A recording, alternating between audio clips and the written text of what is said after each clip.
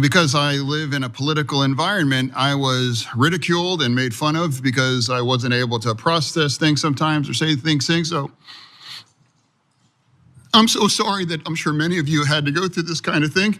How can we become more empathetic, more responsive, and more effective senators to provide the kind of support and services that anyone in these communities deserve? No, it wasn't going to be easy after having a stroke after 5 months. In fact, I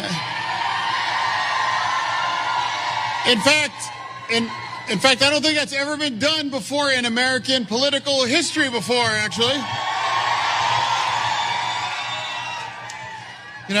After that stroke, I got knocked down, but I got back up. Let me start with the most important matter facing our country at this dire moment, which is the matter of the Senate dress code, which has recently been changed. Of course, yes, yeah, no, of course. I've heard that some people are upset about that, and the right have been like losing their mind. They're just like, oh my God, dogs and cats are living together, and like I said, aren't there more important things we should be talking about rather than if I dress like a slob? There is one thing I am decided about in Fetterman's appearance, though, and that 70s porn mustache has got to go. Okay, the goatee is totally fine. Nothing wrong with the goatee, nothing wrong with the beard, nothing wrong with clean shaven. But Raleigh Fingers over there has got to stop doing 70s porn. Okay, so sorry. Okay, now having said that, let's get to the real issue, which is also goofy, but it's not perfectly goofy, because the reason I'm torn on this is because on the one hand, I hate etiquette overall because it's just. No, disagree. Hold on. It feels 90% of the time to me as silly old rules, and a lot of I do declare, and a lot of people holding their pinkies like this.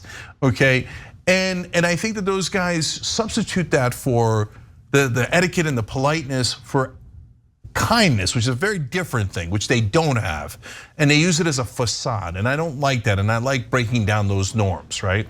Now, having said that, these days the norms have broken to smithereens, and since things are spiraling out of control, I'm not sure I want them to spiral further. So are they gonna come in now with like tank tops and beach hats and flip-flops, and I'm starting to get a little uncomfortable. Last night, Oz said that, and I want to get this right, quote, local political leaders should decide whether a woman should be able to get an abortion.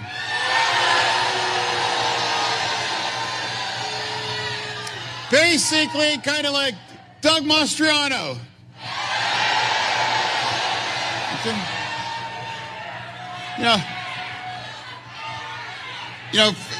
For some of the focus on some of the words that I miss, he really has to say that he had the worst line of that night. Pittsburgh always puts fries on everything, even on his crudités. But let me tell you, Dr. Oz has never let me ever forget having a stroke. What kind of doctor that has somebody that was sick wants to stay sick? If we don't do what we need to do, we're all going to have him for the next 6 years on that.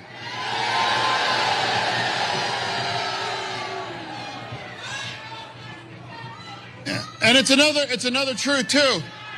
By January, I'm going to be feeling even better.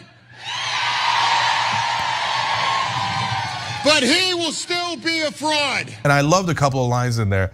I got knocked down, but I got back up. Oh, I love that line. And he said afterwards, a lot of people in Pennsylvania have been knocked down and they got back up. And so we got to do this together. Love that.